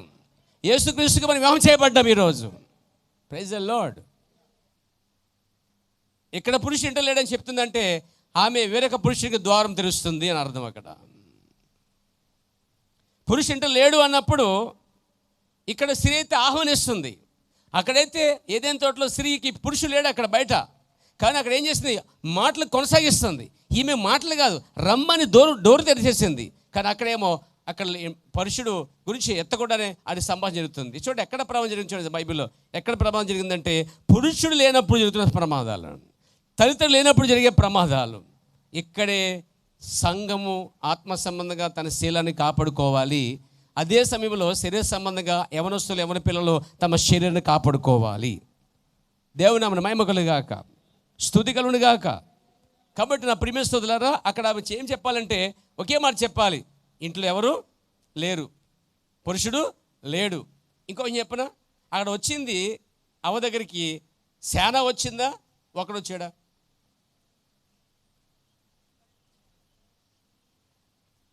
అది ఇద్దరు ముగ్గురు వెళ్ళొచ్చు, తప్పలేదు. సాక్ష్యాధారాలు అయ్యి తెలిసి మన ప్రవక్త ఒకసారి విజిటింగ్ వెళ్తున్నాడండి, అదే దర్శనకి వెళ్తున్నాడట. ప్రవక్త ఇంటికి వస్తాడని చెప్పేసి ఆయన పిల్లలు జుట్టు కట్ చేయడానికి ఒక సహోదరుడు కారులో స్పీడ్గా తీసుకెళ్తాడు ఇంటికి. ఈ కారు ఎలా వెళ్తుంటే ఆయన కారులో వచ్చింది, ఆగాడనమాట. బ్రెండం ఈలోపు కటింగ్ ఎంచుకు తీసుకొచ్చేద్దాం, జుట్టు పడుకొని చెరగొని చెప్పి పిల్లలకి షవర్ షాప్ తీసుకెళ్తాడనమాట. ప్రవక్త కారు ఆపి వాళ్ళ పిల్లల్ని చూడలే, నువ్వు షాప్కి వెళ్తున్నాడు, త్వరగా వెళ్ళి వచ్చేసి అన్నాడండి. అతను జడిసిపోయి, అయ్యి బాబాయ్ ఈ విషయం ఆయనకేం తెలుసు? దేవుని ప్రవక్త అండి అతడు, దేవుని ప్రవక్త. దేవుని పరిశుద్ధాత్మ అతను నడిపిస్తున్నప్పుడు కార్యాలు చెప్తున్నాడండి, ఆయన రహస్యం చెప్తా ఉన్నాడు. దేవుని నామమున మహిమ కలుగుగాక. కాబట్టి నా ప్రియమైన సోదరులారా, చాలా సందర్భాల్లో ప్రవక్త జీవితంలో జరిగిన సందర్భాలు ఉన్నాయి. కాబట్టి నేను చెప్తానంటే, ఇక్కడ ఎప్పుడైతే ప్రవక్త చెప్తున్నాడో అతను వెళ్ళి తీసుకొచ్చేలోపు ప్రవక్తతో ఇద్దరు సహోదరులు ఉన్నారన్నమాట. ఒకరిద్దరిని తీసుకెళ్ళటం ప్రవక్తకు బాగా అలవాటు. విజిటింగ్ వెళ్ళినప్పుడు లేక తన భార్యనో లేదా తన భార్య రాకపోతే తన సహోదరుని ఎవరికి తీసుకుని వెళ్ళటం అనేది జరుగుతూ ఉండేది. ప్రభువుని మహిమ కలుగాక. గమనించండి, ఒక స్త్రీ ఒక పురుషుడు ఒంటరిగా మాత్రం మాట్లాడకూడదండి. ఒకవేళ స్త్రీ ఇంట జనం ఉంటే పురుషుడు ఒంటరిగా ఉన్నా పడలేదు. ఎందుకంటే సాక్ష్యాలు ఉన్నాయి, ఆధారాలు. తప్పు చేయడానికి అవకాశాలు లేవు. లేదు స్త్రీలు ఇంట్లో ఎవరూ లేరు, ఆ మొక్కతే ఉందనుకోండి, అప్పుడు ఇక్కడ ఉన్నట్టు ఆ సేవకుడు కావచ్చు, సహోదరుడు కావచ్చు, ఒంటరికి వెళ్ళకూడదు. ఒక సహోదరుడు తన భార్యను తీసుకుని వెళ్ళాలి. ఈ క్రమం ప్రవక్త చెప్పాడండి. ఆ కారణం బట్టి నేను ఎవరింటికి ఒంటరిగా రాను. చాలా లేరన్నమాట, చాలా అత్యవసరమైనది తప్ప. ఆది నుంచి అదే పద్ధతి. అయినా దెయ్యము దుమ్ము తీసి నెత్తి మీద వేసింది నా మీద. అయినా దేవునికి స్తోత్రం, అవి లేకుండా విజయం రాదు మనకి, ఇంకా రావాలి. ఏమైనా పర్లేదు, దేవునికి స్తోత్రం కలిగాక. ఇక్కడ ప్రవర్తమానాన్ని పాటిస్తున్నాను అని నాకు ఒక ఆత్మవిశ్వాసం అంటే దేనిని లెక్క చేయని పేరు. నేను ఏది చేస్తానంటే ఎవరో ఒక ప్రవక్త ద్వారా దేవుడు చెప్పిన మాట మాత్రమే చేయాలనుకుంటున్నాను. ఎవరికో చూపించాలను, ప్రూవ్ చేయాలనో అవసరతే నాకైతే లేదు. నీకు కూడా అవసరం లేదు చెప్పాలంటే. నువ్వేంటో నీకే తెలియాలి. ఎందుకు వస్తున్నావో, దేనికి వస్తున్నావో, నీ యొక్క టార్గెట్ గోల్ ఏమిటో నీకే తెలియాలి పేర. దేవునికి స్తోత్రం కలుగాక. కాబట్టి నా ప్రియమైన సోదరులకు ఏం చెప్తానంటే, ఇక్కడ ఈ స్త్రీ సంఘానికి పోల్చబడింది. శారాను గమనించండి. శారా అబ్రహాములు ఇక్కడ యేసుక్రీస్తుని మరియు సంఘానికి గుర్తుగా ఉంది. మీకు తెలుసా, దేవుడు శారాన్ని యవనస్తులుగా మార్చేసాడండి. రేపు సంఘాన్ని దేవుడు యవనస్తులుగా మార్చబోతున్నాడు. అంటే రూపాంతరపరచబోతున్నాడు. మనకి రూపాంతరపరచబడే శక్తి త్వరలోనే ఉన్నది పేరా. ఈ యొక్క శరీరము రూపాంతరపరచబడే శక్తిని దేవుడు ఇస్తాడండి. ఈ ముసలి శరీరాన్ని, ఈ బలహీన వ్యాధులు గల శరీరాన్ని ఎన్నడూ వ్యాధి లేనిగా, మరి ఎన్నడూ ముసలితనం లేనిది ఒక శరీరం రాబోతుంది మనకి. అబ్రాహాము శారాలు ప్రయాణంలో ఉన్నారు. దేవుడు వాళ్ళకి తోడుగా ఉన్నాడు. దేవునికి స్తోత్రం కలిగాక. అబ్రహాం అక్కడ ఎప్పుడైతే చెప్పాడో, అబ్రహాంకి పూర్తి నమ్మకం ఏంటంటే దేవుడు అక్కడ కుమారుని ఇస్తాడు అని చెప్పి దేవుడు పిలిచాడు. అబ్రహాంని వేరు చేశాడు. మీకు తెలుసా, వర్తమానం నమ్మిన వారందరూ కూడా వర్తమానం నమ్మిన వాళ్ళ నుంచి వేరైపోవాలండి. కూర్చోండు, మాట్లాడే మంచిదే. ఎక్కువ సహవాసం వారితో 24 hours వాళ్ళ చుట్టూ ఉంటే కనుక మీరే వారు, వారే వీరైపోతారండి. పని వరకు మాత్రమే వారు, అవసరం వరకే మాత్రమే వారు. అవసరానికి పనికి మించి కనుక ఎక్కువ సహవాసం చేస్తే ఏమవుతుంది? 6 నెలల సహవాసం వారే వీరు ఖచ్చితంగా అయిపోద్దండి. దాన్ని సహవాస దోసే గుణే భవంతే. ఎవరితో మనం ఎక్కువగా సాంగత్యం చేస్తామో ఆటోమేటిక్గా ఆ క్రియలన్నీ మన లోపలికి వచ్చేస్తాయట. సహవాసం చేయొద్దని చెప్పట్లే, వారి క్రియలు మాత్రం నేర్చుకోవద్దని చెప్తున్నా. దేవుని నామమున మహిమ కలుగాక, స్తుతి కలుగుగాక. చూడండి నా ప్రియమైన సోదరులారా, ఇక్కడ దేవుడు అబ్రహాముకి వర్తమానం ఇచ్చాడా లేదా? ఇచ్చాక ఏమన్నాడు? అక్కడే ఉండరని చెప్పాడా? మకం మార్చేయమన్నాడు, కాబట్టి మార్చేయమన్నాడు, జనాలు మార్చేయమన్నాడు, ఆమేన్. సంఘాలు మార్చేయమన్నాడు. బాప్టిస్టులు ఉండగా వర్తమానం వచ్చిందనుకో, నా బాప్టిస్ట్ అంటే చాలా ఇష్టం. నా పెంతెకోస్తులో ఉండగా వర్తమానం వచ్చిందనుకోండి, ఈ పెంతెకోస్తులో నాకు చాలా ఇష్టం. ఎందుకంటే ఇక్కడ చిన్నప్పటి నుంచి నేను ఎదిగాను, బాగున్నాను. వర్తమానం అయితే నమ్ముతాను, వింటాను, వస్తాను. కానీ నా జనాన్ని విడిచిపెట్టి బయటికి రాను అంటే నేను రూపాంతరపరచడానికి అవకాశం లేదండి. ఎందుకంటే సంఘ శాఖల్లో రూపాంతరపరచడం లేదండి. సంఘ శాఖలన్నీ శ్రమలకు పోతున్నాయండి. సంఘాలు విడవబడుతున్నాయి. సంఘం నుంచి వచ్చిన వధువు మాత్రము ఎత్తబడుతుందండి, రూపాంతరపరచబడి ఎత్తబడుతుందండి. అబ్రహాము వర్తమానం వచ్చింది. మా అమ్మ, నాన్న, చెల్లి, తమ్ముడు, అక్క వీళ్ళ మధ్యనే ఉంటాను ప్రభువా, చాలా కాలం నుంచి నేను ఉన్నాను, పెళ్ళి చాలా కాలం మీద పిల్లలు లేరు, నేను ఏదో వాగ్దానం ఇస్తున్నా, పర్లేదు బాగానే ఉంది, అది పొందేసుకుంటాను, కానీ ఇక్కడే ఉంటాను అని ఉంటే అబ్రహాము ఇంత జనానికి ఆయన తండ్రి కాకపోదుడు, విశ్వాసానికి తండ్రి కాకపోదుడు పేరా. కానీ వర్తమానం వచ్చిన తర్వాత అబ్రహాముని దేవుడే వేరైపోమన్నాడండి. నాకు ఎప్పుడు చదివినప్పుడు ఎందుకు దేవుడు తల్లిని, తండ్రిని, దేశాన్ని మొత్తం ఆ ప్రాంతం విడిచిపెట్టేమన్నాడు మీన్స్ అంటే ఆ జనాన్ని అంతా విడిచిపెట్టి వచ్చేమన్నాడు. ఎందుకంటే తెలుసా, అక్కడ వర్తమానం వెళ్ళింది అందరికి కాదట, అబ్రహాముకి, అబ్రహాము భార్యకి మాత్రమే అర్థం వెళ్ళిందండి. వాగ్దానం వారికే వెళ్ళిందండి, ఆశీర్వాదం వారికే వెళ్ళిందండి. వారి విత్తనాలు జగత్తు పనము దేవుడు నిర్ణయించాడండి. దేవునికి స్తోత్రం కలిగాక. దేవుడు ఎన్నుకున్నారు వారిని. అయితే దేవుడు అనేమనంటే వేరే పొమ్మని చెప్పాడు. అబ్రహాము బంధుప్రియుడట. ఎంత వేరైనా ఎక్కడో బెరకే పీసు కూడా మాత్రం లోతు తన తండ్రి కూడా వస్తున్నారన్నమాట. దేవుడు వాడిని చూసి పూర్తిగా వేరు చేసేదాకా దేవుడు అబ్రహాముకి పిల్లనివ్వలే. అబ్రహాముకి శారా శరీరం దేవుడు మార్చలే. ఎప్పుడు మార్చబడింది తెలుసా? పూర్తిగా వారు వేరైన తర్వాతనే మార్చబడింది. దేవునికి స్తోత్రం కలిగాక. ఈరోజు వర్తమానం వచ్చిన కుటుంబానికైనా, సంఘంలో ఉన్న విశ్వాసకైనా, పెద్దకైనా, కాపరికైనా, ఎవరికి వర్తమానం వచ్చినా వారు ముందు అక్కడి నుంచి వారి నుంచి సెపరేట్ వేరు కావాలండి. అసలు ఎందుకు వేరు కావాలి అని తీసుకుంటే ప్రవర్తన్నాడు. ఒకవేళ అబ్రహాము శారాలు అక్కడే ఉంటే వాగ్దానం ఏంటి? మీదిడికి మీకు అని వాగ్దానం ఉంది. పిల్లలు ఇస్తానని చెప్పాడు దేవుడు. పిల్లలు ఇస్తానని చెప్పినప్పుడు ఈ వర్తమానం వారు నమ్ముతున్నప్పుడు తన చుట్టూ ఉన్న వారు మాత్రం నమ్మరు. ఎందుకంటే వారి శరీరాలు చాలా బలహీనంగా ఉన్నాయి. వారికి తెలుసు వారు ముసలు అయిపోయారు, వాళ్ళకి పిల్లలు పుట్టే అవకాశాలు లేవు. పుట్టుంటే ఇదిగో 75 ఏళ్ళు అయిపోయినాయి, ఇంకెందుకు పుడతారు? పుట్టలేదు కదా, చాలా సంవత్సరాలు అయిపోయింది కాబట్టి ఇదిగో పిల్లలు పుట్టే అవకాశం లేదు. ఈ టైంలో వచ్చి వీళ్ళు ఏమంటారంటే పిల్లలు మాకు పుడతారని చెప్తున్నారు. ఇలా పుడతారు అని వర్తమానం కోసం మాట్లాడినప్పుడల్లా వారు దాన్ని వికలిగించి అని నవ్వి హేళన చేసి ఉన్న విశ్వాసాన్ని లాగేస్తారండి. వాళ్ళు ఏం చేస్తారు? పర్లేదులే, సినిమా చూడొచ్చు, పర్లేదులే, సీరియల్ చూడొచ్చు, పర్లేదులే, కాసేపు జబర్దస్త్ చూడొచ్చు, కాసేపు రీల్ చేయొచ్చు, రీల్ చూడొచ్చు, కాసేపు క్రికెట్ ఆడొచ్చు, కాసేపు పబ్ గేమ్స్ ఆడవచ్చు. అసలు టైం లేని దినాల్లో అంత టైం ఎక్కడ వచ్చేది నాకు అర్థమవుతుంది. అంత ఖాళీ ఎక్కడ ఉన్నాడు అసలు? తిరిగేస్తాను రోజులేమో పర్ర పరిగెట్టేస్తున్నాయి. అప్పుడే గురువారం వచ్చి అప్పుడే మరి సండే వచ్చేది. మనకి మొన్నగా సండే వచ్చింది, సండే వచ్చేస్తుంది. గమనించారా? దినాలు చాలా స్పీడ్గా ఉన్నాయని. మరి భూమి స్పీడ్ తిరుగుతుందో, లేక సూడు తిరుగుతున్నాడో, లేక వర్తమానం పరిపూర్ణ అయిపోతుందో తెలియదు కానీ మొత్తం చాలా స్పీడ్ అయిపోతుందండి. చాలా స్పీడ్గా ఉన్న దినాలండి ఇవి. దినాలు తక్కువ చేయబడ్డాయి తెలుసే మీకు. దినాలు పొట్టు వల్లే ఎగిరిపోతున్నాయి.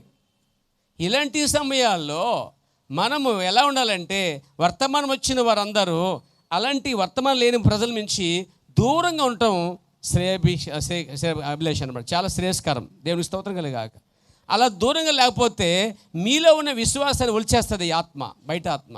మీలో ఉన్న నమ్మకత్వాన్ని పడగొట్టేస్తుంది. మీలో ఉన్న ఫైర్ మంటని మెల్లిగా చల్లార్చేస్తుంది. మీకు వచ్చిన వాగ్దానాన్ని నమ్మకుండా చేసేస్తుంది. అలా నమ్మకం లేకపోతే వాళ్ళు వాగ్దానం పొందుకోలేరు, ఆశీర్వాదం పొందుకోలేరండి. ఈరోజు మన వాగ్దానము పరిశుద్ధాత్మ వారు ఎత్తబట్టాయి ఉన్నది పేర.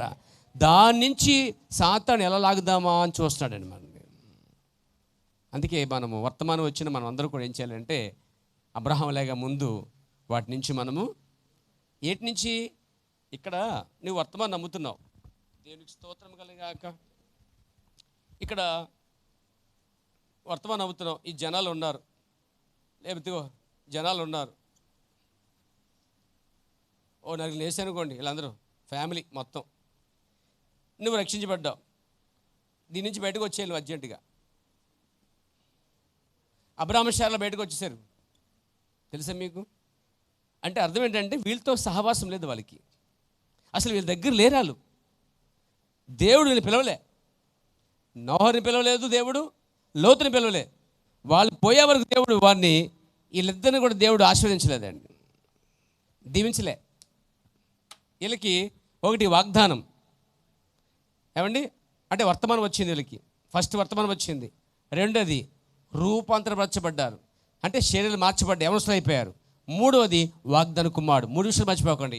ఒకటి వాక్యం వచ్చింది, అంటే వర్తమానం వచ్చింది, మెసేజ్.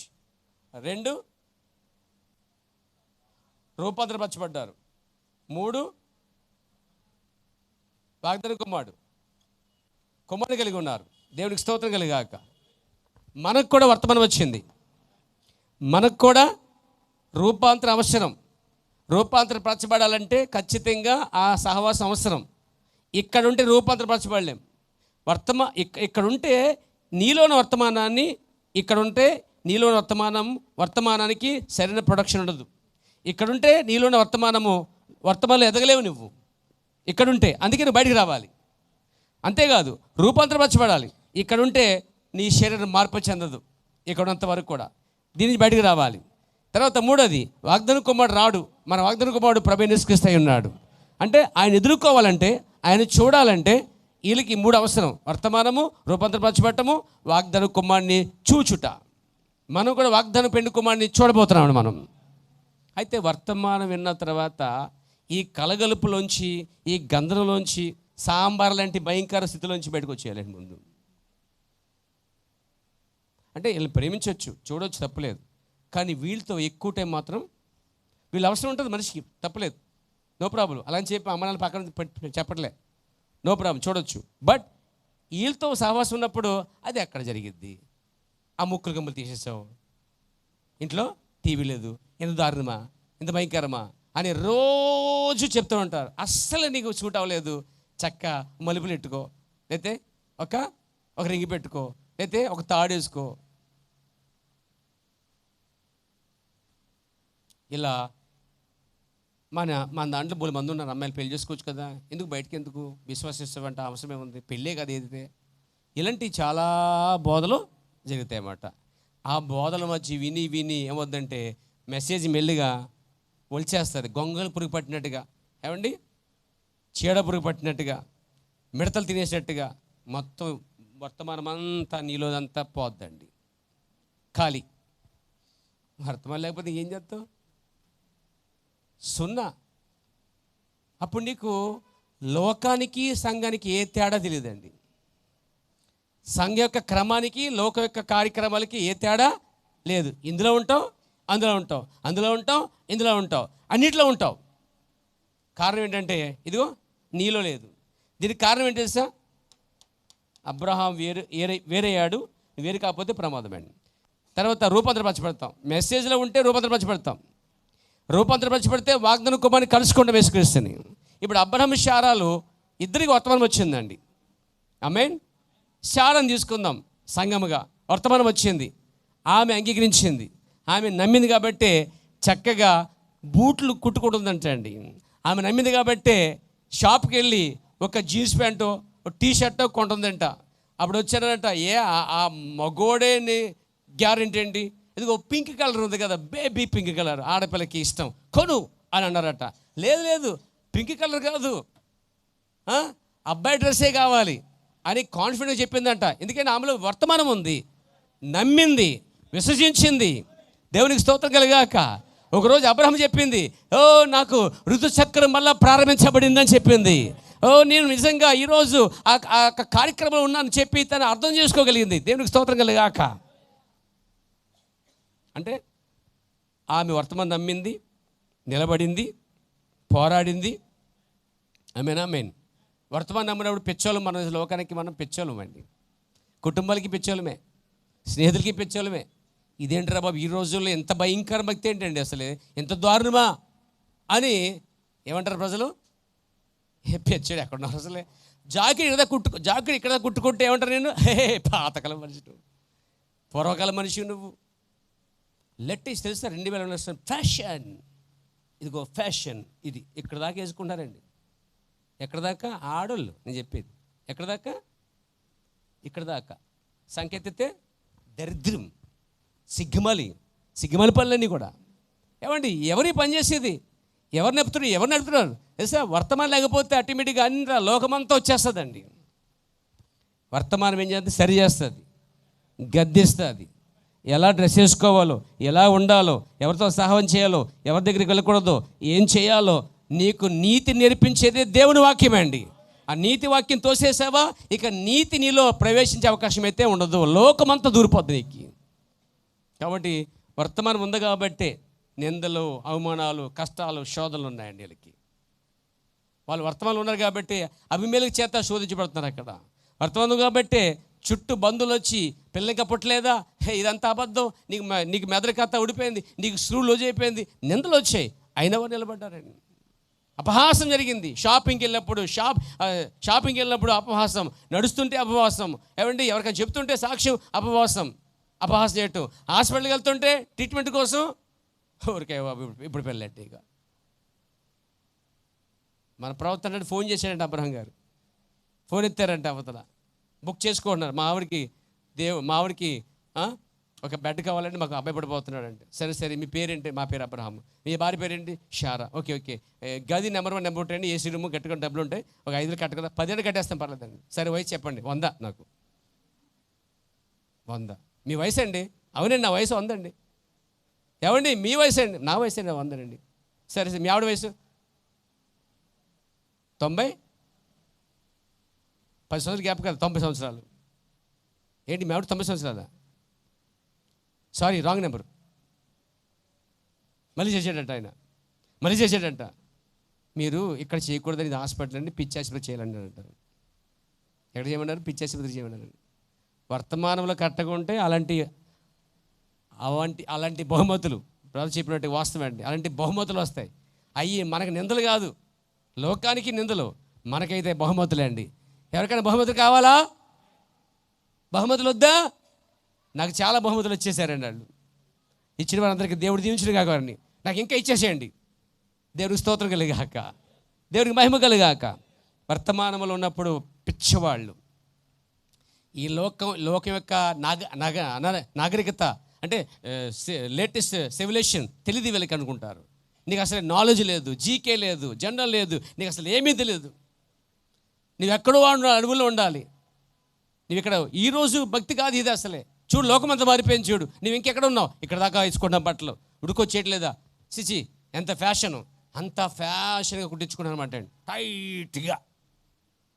టైట్గా ఎందుకు? ఆ వేళ కనిపించడానికి. ఎవరు కనిపించడానికి? ఎవరు చూపించుకోవడానికి? నీ భర్త తప్ప మరొక పురుషుడు చూడడానికి నువ్వు అలా చేస్తున్నావండి. అర్థం, నీ లోపల ఆత్మ ఏ ఆత్మ ఉందో చూడు, గమనించి. ఈ సువార్తకులు చెప్తే ఏమంటారు నన్ను? వీడికి అసలే ఫ్యాషనుడు, మొత్తం సగం పాస్టల్ అమ్మాయిలు అలా వేసుకుంటున్నారు, ఈడెవడు అంటారు. పాస్టల్ అమ్మాయిలు వేసుకుంటే ఇక్కడ దాకా తెలుసా మీకు? ఈ మధ్యన ఇక్కడ దాకా ఉన్నది ఇక్కడ కప్పు తీస్తున్నారండి, ఇక్కడ దాకా మళ్ళీ ఖాళీ ఉండదు. అదేంటో అర్థం, అది ఎందుకు గ్యాప్? మళ్ళీ ఇక్కడి నుంచి ఇది కటింగ్ అండి, మరి ఇక్కడ కటింగ్లు, ఇక్కడ దాకా కటింగ్లు. సిగ్గు లేకపోతే ఏంటి ఆత్మది? స్పిరిట్ ఏం తెలుసా? దయ్యపు ఆత్మ తెలుసా? ప్రవక్త వాటిని దయ్యపు తంత్రము దాన్ని కనిపెట్టండి అన్నాడండి. దాన్ని అపవిత్రత కార్యాలు. దేవునికి స్తోత్రం కలిగాక. ఇంకో తెలుసా? చెడిపోయిన వారితోను, అంటే లోకంలో మంచివారు లేదు కాదు, లోకంలో చాలా మంచివారు ఉన్నారు, కానీ వాక్యం ఒకటే వారికి తెలియదు. అయితే మంచివాడు ఎవడైనా సరే వాక్యం ఇచ్చి చూడండి, వాడు వాక్యాన్ని తోసేసాడంటే వాడు మంచోడు కాదని ప్రవక్త అన్నాడండి. లోకంలో ఎంత మంచోళ్ళు ఉన్నా సరే వాళ్ళకి వాక్యం ఇవ్వండి. వాళ్ళు వాక్యానుసారం జీవించకపోతే, వాక్యం తోసేస్తుంటే వాళ్ళు ఖచ్చితంగా పేరుకి మంచోలే కానీ లోపల మంచితనం లేదని వారికి. వారు వాక్యం తోసిన ప్రతి వాడు కూడా చెడ్డవాడేనండి. ఎందుకంటే నమ్మకం లేదండి ప్రజల మీద, పరిశుద్ధాత్మ నాయకత్వం మీద మాత్రమే నమ్మకం వచ్చాడు. దేవుని నామమున మహిమ కలుగాక. కాబట్టి ఇక్కడ వర్తమానం వచ్చింది, రూపాంతరపరచబడ్డారు, కుమారుని కలుసుకున్నారు. ఈరోజు సంఘానికి వర్తమానం వచ్చింది, నిలబడాలి, జీవించాలి, అంతవరకు సహించినబడే ధన్యుడు రాయబడింది పేర. ఆ విధంగా నిలబడితే అప్పుడు వారు రూపాంతరపరచబడతారు. రూపాంతరపరచబడితేనే యేసుక్రీస్తుని మనం మధ్యాకాశంలో చూడగలము. మనం మార్పు చెందిన వారమే మనం ఎగిరినప్పుడు మన పెళ్లి కుమారుడనే వాగ్దాన కుమారుని చూడబోతున్నాం. దేవునికి స్తోత్రం కలిగాక. ఇక్కడ ఒక విషయం మీకు చెప్పాలి పేర. ఈ పరిధిలో ఇక్కడ అభిమేలకి ఎంటర్ అయ్యాడండి. ఇక్కడ వాళ్ళకి వర్తమానం వచ్చింది, వేరయ్యారు, నిందలు, అవమానాలు, కరువులు వచ్చాయి లేవా? బతకడానికి ఊరొచ్చారా లేదా? బతకడానికి ఊరొచ్చారా? వలస వచ్చారన్న వాళ్ళు బతుకుతున్నారు. ఈమె ఎలా ఉందంటే ఆమెకంట మంచి యవనవసరాలు అయిపోయిందంట ఆమె. దేవునికి స్తోత్రం కలిగాక. చెప్పొచ్చండి, దేవుని నాకు నామానికి మహిమ కలుగునుగాక. హల్లెలూయా. ఎంత మంచిది అయిపోయిందంటే ఆమె, చాలా మంచిది అయిపోయిందంటండి ఆమె. Praise God. చాలా అందంగా మారిపోయిందంటండి. Praise God. చెప్పొచ్చా? అబీమెలెకు చూసి ఆమెను ప్రేమలో పడ్డాడట. ఈమె పెళ్లి కాలేదేమో అనుకున్నాడట. వాడు యవనస్తుడంటండి, ఒక మంచి యవనస్తుడి కోసం వస్తున్నాడట. ప్రవక్త అన్నాడు, దేవునికి స్తోత్రం చెప్పొచ్చా? హల్లెలూయా.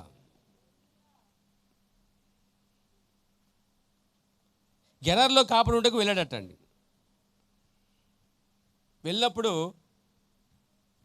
ఇదిగో ఈ రాజు ఉన్నాడు, ఈ లోక రాజు ఉన్నాడు, నువ్వు అందంగా ఉన్నావు, నేను చూసి నన్ను చంపేస్తారు, కాబట్టి నాకు నువ్వేం చెప్తావు?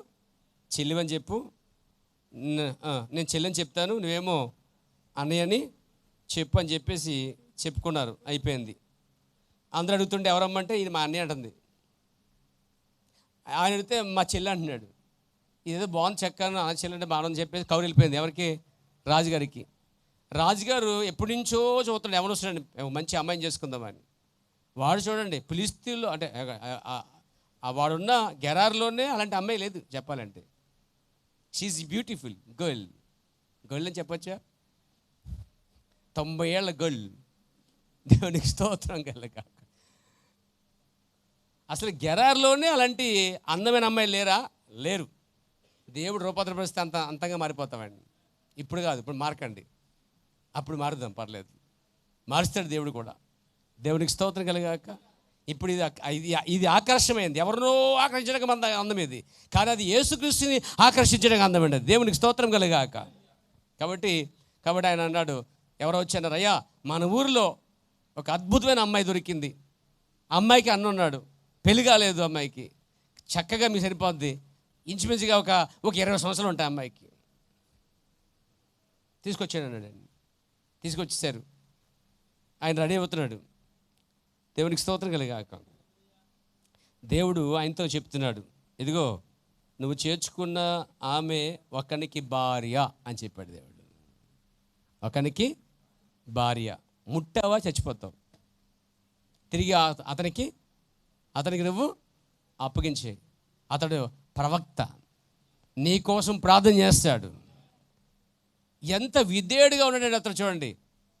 వివాహం చేసుకోవాల్సిన అతడు వెంటనే తగ్గించుకుని దేవుని గద్దింపుకి లోబడ్డాడు. ఒక అంజుడు లోబడ్డాడండి. ఒక క్రైస్తుడి కన్నా అన్యుడు దేవుని యొక్క స్వప్నానికి లోబడి సరి చేసుకున్నాడండి.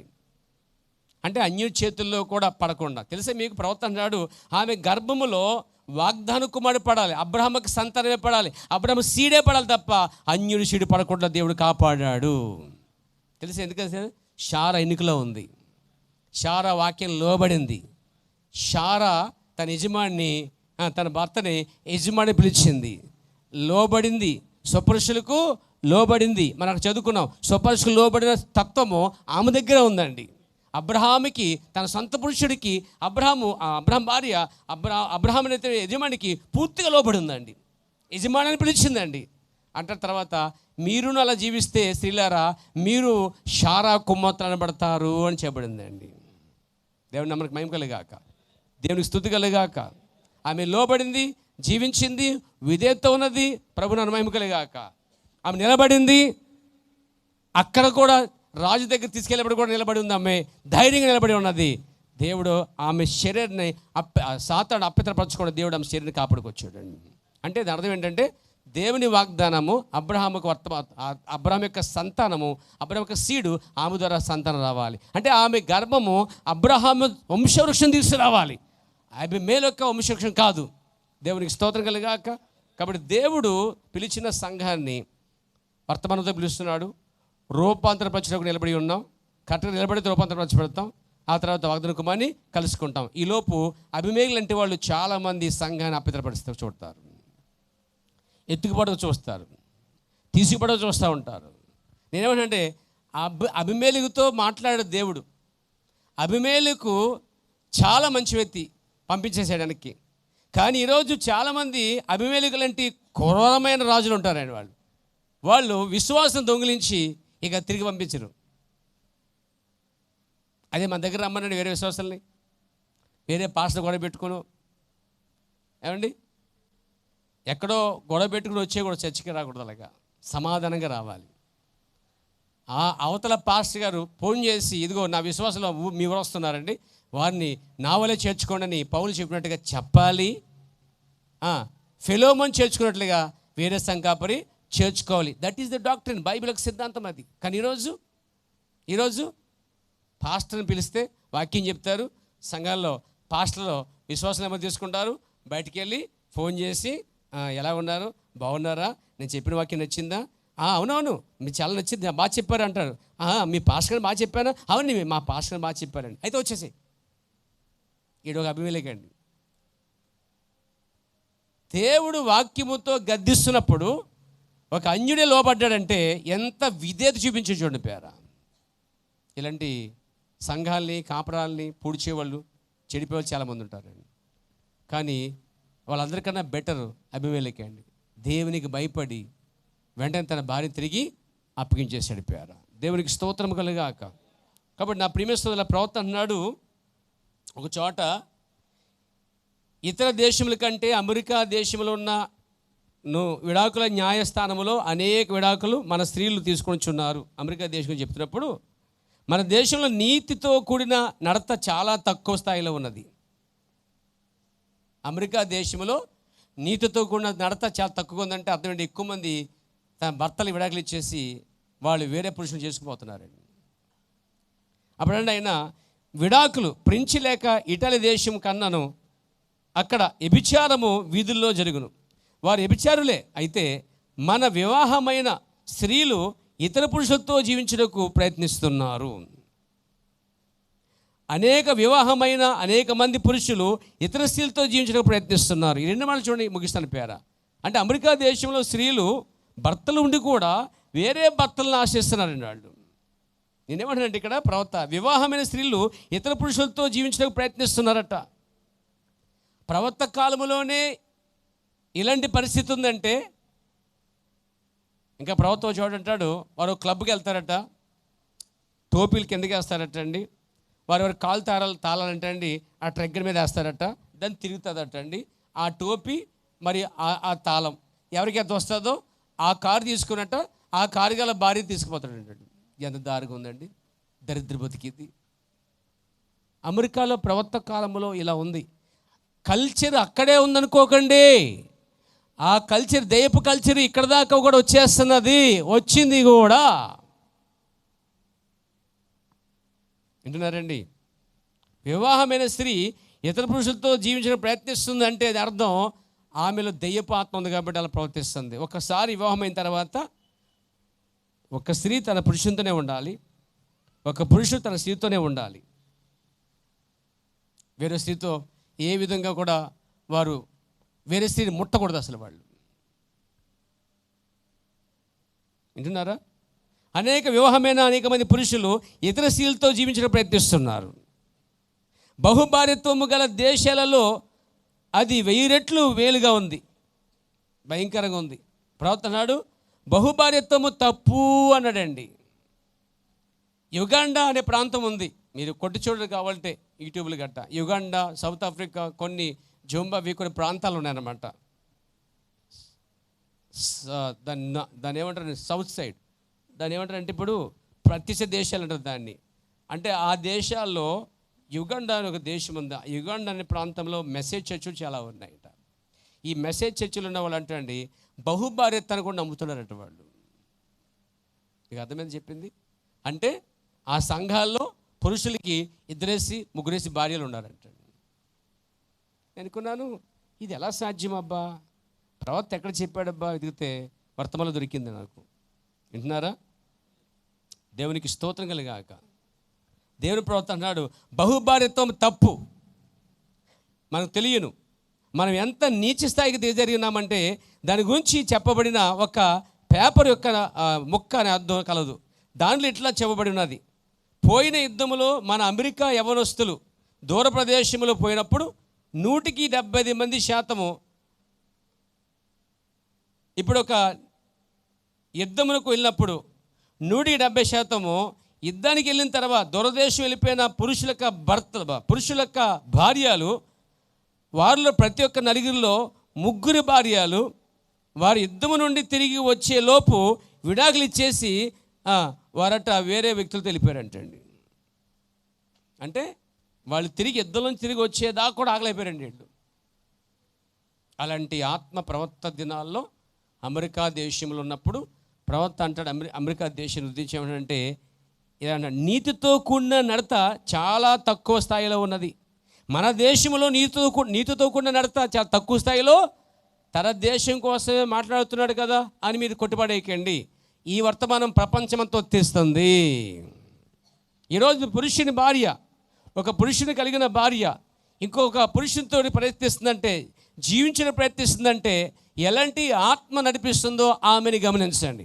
అలాగే పెళ్ళైన ఒక పురుషుడు భార్య ఉండగా ఇంకొక భార్యతో పోతున్నాడంటే అర్థం ఏంటంటే అదిగో ఒక ఆత్మ వారిని నడిపిస్తుంది. దాన్ని ప్రవర్తనాడు ఎపిచార ఆత్మ అన్నాడు దాన్ని.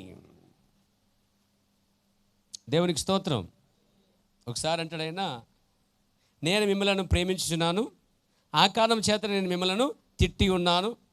ఒప్పుకున్నాడు ఆయన, మిమ్మల్ని తిట్టాను, ఎందుకు తిట్టానని మేము ప్రేమిస్తున్నానని చెప్పాడండి. నేను చేసిన విధముగా సాగాను అని చెప్తూ అంటాడు, లోకములోనికి రావటం నేను చూశాను, నేను రోషం కలిగి ఉన్నాను అని చెప్తాడు ఆయన. ఒకవేళ నా భార్య వేరే వాడితో సరసమడటం నేను చూసినప్పుడు వెంటనే నేను ఆమెను ఏం చేస్తాను, సరిచేస్తాను. మీరు దాన్ని చూస్తారు, అది నిజం. ఎందుకనగా నేను ఆమెని ప్రేమించుచున్నాను. అలాగే సంఘం లోకముతో సరసమడటం నేను చూసినప్పుడు అది నాలో నుండి దేనినో రేపును.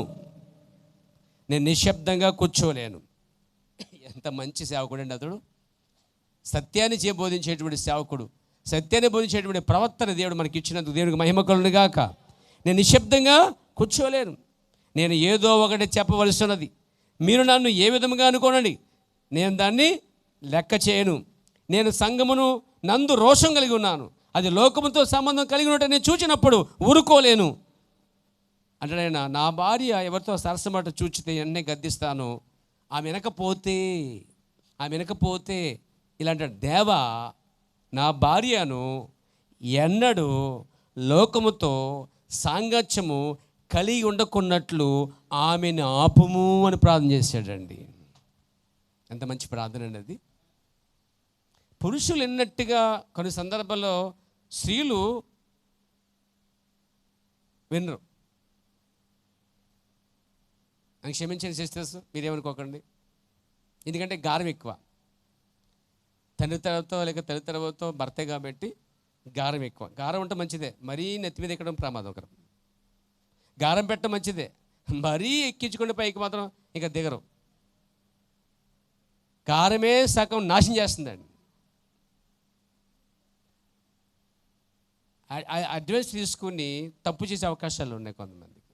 మా డాడీ ఏమంటారు, మా మమ్మీ అందు, నేను ఏమన్నా మా భర్త నన్ను ఏం అసలే అంటారు. మా సిస్టర్ కూడా ఏమందు నన్ను, నేను ఏం చేసినా ఇట్స్ ఓకే అనవంటే అది ఎలాంటి ఆత్మ చూడండి. ప్రవక్త అంటున్నాడు, అలాంటి సమయంలో కొంతమంది స్త్రీలు లోబడరంట అండి. మంచి నీతి చెప్పినప్పుడు తిరగబడతా ఉంటారు. అవసరమైతే పెట్టేట్టుని ఇంటికి వెళ్ళిపోవడం సిద్ధంగా ఉంటారు. కొంచెం బాగమ్మా, సరిగుండమ్మా, మంచిగుండమ్మా అన్న వాళ్ళు నచ్చని వాళ్ళు కొంతమంది ఎన్నో తిరగబడిపోతారు. టకటకో కొమ్మ వచ్చేస్తుంటుంది. కొంతమంది కోపం తగ్గిపోయి బాగానే ఉంటారు అనుకోండి, కొంతమంది కోపం తగ్గదు, ఇంకా విడాకులు తగిలిపోద్దండి. అందుకే పురుషులారా మీ భార్య లోబడి అని చెప్పలేదు అక్కడ. స్త్రీలారా మీ సొంత పురుషులకి లోబడి ఉండు అంటే ఆదివారం మానేయమంటే మానేడు కాదు, దానికే లోబడవలసింది. వాక్యం లోబడాలండి. దేవుని మహిమ కలుగాక. చెప్పొచ్చా? స్తుతి కలుగునుగాక. ఆమె చెప్తారా? దేవునికి స్తోత్రం కలుగునుగాక. కాబట్టి బహుభార్యత్వం అనేది లేదు అని చెప్తూ ఉంటాడు ఆయన. ఎంత నీచ స్థాయికి దిగజారినది చూడండి. ఇది ఒక శీర్షికలో వచ్చింది, ఒక పేపర్లో వచ్చింది. యుద్ధానికి వెళ్ళి రాకముందే కొంతమంది భార్యలు ఏం చేశారంటే విడాకులు ఇచ్చి పెళ్లి చేసుకుని సెటిల్ అయిపోయారంటండి. అంటే అంటే వాళ్ళు తిరిగి వచ్చేద్దా కూడా ఆగలైపోయారంటే అర్థం ఏంటంటే వాళ్ళు అసలే తమ శరీరం ఏమాత్రం కంట్రోల్గా మాత్రం ఉంచుకోవట్లేదు వాళ్ళు. అయితే నిజమైన నీతిగల భార్య ఏం చేస్తుంది తెలుసా? వచ్చేదాకా ఏదో చూస్తుందండి. ఒక చరిత్ర ఉంది, నేను విన్నాను, చదివాను. ఒక చరిత్ర, ఒక రాజు ఉంటాడు, ఒక దేశపు రాజు. ఆ రాజుకి వివాహం అయింది, భార్య ఉంటుంది. భార్య చాలా రోషం గలది. తన శరీరాన్ని మాత్రం తన భర్తకు మాత్రం ఇస్తుంది అన్నమాట. అవతల రాజు దేశాలు జయించుకుంటూ వశపరుచుకుంటూ వచ్చేస్తున్నాడు. ఈ దేశం కూడా వచ్చేసాడండి.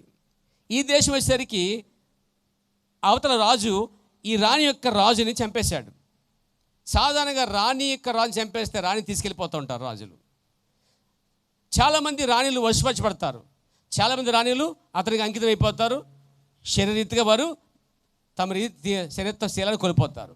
అందులో ఒక రాణి మాత్రము ఆ రాజు జయించి వచ్చి నా భర్తని సైన్యాన్ని చంపుకుంటూ వచ్చే సమయంలో ఈమె ఒక అగ్నిలో తాను ఆహుతి చేసుకుందండి. అంటే అర్థం తెలుసా, చచ్చిపోయింది తప్ప తన శరీరాన్ని వేరే పురుషుడికి మాత్రం అప్పగించక ఇష్టపడలేదండి. ఆమె చచ్చిపోవడానికి సిద్ధపడిపోద్దాం. నీతి గల స్త్రీ అయినా సరే చచ్చిపోయి సిద్ధపడి తప్ప తన శరీరాన్ని వేరే పురుషుడికి తాగడకూడదండి. అలాంటి సంఘం ఒకటి కావాలి యేసు ప్రభుకి అండి. ఏ ఆచారం తాకూడదు నిన్ను, ఏ సిద్ధాంతం తాకూడదు నిన్ను. బైబిల్లోని ఏ పండుగల కార్యక్రమాలు ఏ ఆచారాలు నిన్ను ముట్టకూడదు పేరా. దేనికోసం అంత రీతిగా బతకాలి మనం. దేవుని నామమున మహిమ కలుగుగాక, స్తుతి కలుగునుగాక. ఆమె చెప్పొచ్చండి. కాబట్టి ఎంత మంచి ప్రవర్తన అతడు అంటాడైనా, ఆమె స్వేచ్ఛగా ఆరాధించాలనుకుంటే ఆరాధించనివ్వు. ఆమె ఆత్మలో స్వేచ్ఛగా ఉన్నంతకాలం ఆమెను అలా ఉండనివ్వు. అంటే ఆత్మ సంబంధంగా స్వేచ్ఛగా ఉంటే ఆమె డిస్టర్బ్ చేయొద్దు. కానీ ఆమె ఆత్మ సంబంధం లేకుండా లోక సంబంధంగా వెళ్ళిపోతుంటే నువ్వు ఖచ్చితంగా ఆమెని సరిచేయాలి. ఆమేన్, ఆమేన్. దేవునికి స్తోత్రం కలుగాక. అంతేగాని ఇదిగో నువ్వు ఇంట్లో కూర్చో, నేను నా ఫ్రెండ్ వస్తున్నాడు, నేను 2-3 కలిసి అలా తిరిగి ఆ హోటల్కి వాటికి వెళ్ళి భోజనాలు చేసి టిఫిన్ చేసి మేము తిరిగి వస్తాను, రాత్రి 12 అవుతుంది, పర్లేదా అంటే, ప్రియమైన హనీ నీ మీద నాకు పూర్తి నమ్మకం ఉంది, వెళ్ళిరా అంటే, నన్ను నమ్మట్లేదు, నువ్వు నమ్ముతున్నాను అని నమ్మకంగా జీవించిన వాళ్ళు కూడా ఒక టైంలో తప్పు చేసే అవకాశాలు అయితే ఉన్నాయి. ఎందుకంటే ఇక్కడ భర్త సంరక్షణలోనూ తన సంరక్షణ లేకపోతే స్త్రీ బయట వేరే అసలు రక్షణ లేదండి. నో సంరక్షణ అసలుకి. అలాంటి ప్రదేశానికి మనం పోకూడదు అని చెప్తున్న పేరు నేను. ఆత్మీయత పోద్ది, భక్తి విధానం పోద్ది, దేవుని ఎత్తబాటు పోద్ది, రూపాంతరం పోద్ది. దీనివల్ల మెసేజ్ పోద్ది, వర్తమానం పోద్ది, రూపాంతరం పోద్ది, క్రీస్తుని కోల్పోతాం. దాని ద్వారా మనం నరకానికి వెళ్తాం పేర. అందుకే వీళ్ళంత వరకు లేడీ బైబిల్లో దుప్పు అంటండి ఎక్కువ పట్టది ఎక్కడ ఉంటుందంటే నీటికి దగ్గరగానే ఉంటుందట అండి. నీటికి దూరంగా మాత్రం ఉండదు, పరిధిలో ఒక 40 కిలోమీటర్ 30 కిలోమీటర్ ఉంటుందటండి. అది ఏ శత్రువు దాడి చేసినా అదిగో ఆ నీటి అదిగొచ్చి నీరు తాగట తన గాయని కట్టుకుంటుందంట. తెలుసా, ఒక అడవి కుక్కలో ఆ నాళ్ళను పట్టినప్పుడు, నరాన్ని పట్టినప్పుడు ఆ రక్తం కారుతున్నప్పుడు పరిగెట్టి నీళ్ళు తాగితే రక్తం కట్టబడే అవకాశం దుప్పుకెత్తుంది పేర. ఆ దుప్పి నీటికి దగ్గరగా ఉంటుందో ఎందుకు దగ్గరగా ఉంటుంది? తనకి హాని కలగకుండా, శత్రువునిచ్చి తప్పించుకోవడానికి, శత్రువు చేతిలో పడకుండానికి తెలివిగా ఒక వాగు దగ్గర ఉన్నదట. ఈరోజు ఆ వాగు దేవుని వర్తమానమైన పేర. ఎవరైతే వర్తమానం దగ్గరగా ఉంటారో శత్రువుని జయించగలుగుతారు పేర. దూరంగా ఉంటే శత్రువు తరుముతూ ఉంటాడు, నీకు నీరు ఉండదు, నీరు లేకపోతే రక్తము కట్టబడదు, రక్తం కారిపోతే ఆత్మీయంగా బలహీనమే కొప్పుకొలిపోతావు, వాడిని పూర్తి వశపరుచుకుంటాడు. కాబట్టి ఇదంతా ఆత్మ సంబంధంగా ఆలోచించని చెప్పేది. స్పిరిచువల్గా ఆలోచించండి. నీటికి దగ్గరగా ఉండండి, అనగా వర్తమానానికి దగ్గరగా ఉండండి, దాని క్రమం దగ్గరగా ఉండండి, వాక్యం దగ్గరగా ఉండండి, వాక్యము నింపబడకి ఇష్టపడండి. వాక్యానికి దూరంగా ఉన్నాము, దూరంగా వెళ్ళిపోతున్నామంటే అర్థం లేదు. మనం దూరం చేసేస్తున్నారంటే ఏదన్నా వాక్యానికి దూరం చేసే పరిస్థితి ఉంటే నువ్వే తెలివిగా దాని నుంచి తప్పించుకోవాలి. అప్పుడు నువ్వు వివేకం గల స్త్రీగా ఉంటావు, పురుషుడిగా ఉంటావు, వివేకం గలటువంటి యొక్క దేవుని బిడ్డగా ఉంటావు. దేవునికి మహిమ కలుగాక. కాబట్టి నేను ముగించే మాటని చెప్తాను పేరు. ఇక్కడ ఆమెకు వేరే మాటలు ఏమి అవసరం లేదు. ఆమెకు కావాల్సిందల్లా పరిశుద్ధాత్మ. ఆమేన్, ఆమేన్. తిరిగి జన్మించుట, నింపబడుట. దావీదు వలె నా రక్షణ ఆనందం మరలా పుట్టించమని అడగలట, నా రక్షణ ఆనందం దయచేయమని అడగాలట. దేవునికి స్తోత్రం కలుగాక. కాబట్టి నా ప్రియమైన సోదరులారా, దేవుని పరిశుద్ధాత్మ పశ్చాత్తాపం కొరకు అది మనలను మోకాలకు తీసుకురావాలట అండి. అలాంటి అంటే దేవునికి వాక్యం చేత గద్దించబడినప్పుడు లోకములో ఉన్నాను, సరిగా లేను, నేను ఒంకరగా ఉన్నాను, చాలా విషయంలో సరిగా నీతిగా లేను, నేను క్రమం తప్పిపోతున్నాను, నేను దేవుని గాయాలు రేపుతున్నాను, నేను సహవాసానికి వాక్యానికి నీతికి దూరంగా ఉన్నాను అని అనిపించినప్పుడు నువ్వు పశ్చాత్తాపడి వచ్చి దేవుని వాక్యమని నీళ్ళు తాగితే నువ్వు రక్షించబడతావు, లేకపోతే నువ్వు కాపాడబడతావు, లేక నువ్వు ఒక సంరక్షణ స్థలంలో ఉంటావు పేర. దేవునికి మహిమ కలుగాక. అబ్రహాము, శారాలు వేరు చేయబడ్డారు, వర్తమానం వచ్చింది, రూపాంతరపరచబడ్డారు, యవనస్తులయ్యారు. యవనస్తులుగా అవుటకు చాలా కష్టపడ్డారు. ఆ తర్వాత వాగ్దాన కుమార్ని కలిగి ఉన్నారు. ఈరోజు సంఘానికి వర్తమానం వచ్చింది, రూపాంతరపరచబడతాం, యేసుక్రీస్తుని వాగ్దానం మనం కలుసుకోబోతున్నాం. కాబట్టి మీ శరీరాల్ని, మీ ఆత్మల్ని ఎల్లప్పుడూ పరిశుద్ధంగా ఉంచండి. దేవుడి మీద దీవించండి కాక. లేచి నిలబడదామండి. లేచి నిలబడదాం. ఒకసారి కళ్ళు మూసుకుందాం, చిన్న ప్రార్థన చేసుకుందాం. అందరూ ఒకసారి చేతుల పైకెత్తి విన్న వాక్యాన్ని ఒక్కసారి జ్ఞాపం చేసుకొని, నిజంగా మీరు వాక్యం విన్నట్లయితే ప్రార్థన చేస్తారండి. మీరు మనసు పెట్టి వాక్యం విన్నవాళ్ళైతే దేవుడు ఇప్పుడు ఈ రాత్రి నాతో ఏ విషయాలు మాట్లాడాడో ఆ మాటలన్నీ ప్రభు ఎదుట చక్కగా ప్రార్థనపూర్వకంగా తెలియజేద్దాం. ప్రతి వారు కూడా ప్రార్థన చేసుకోండి.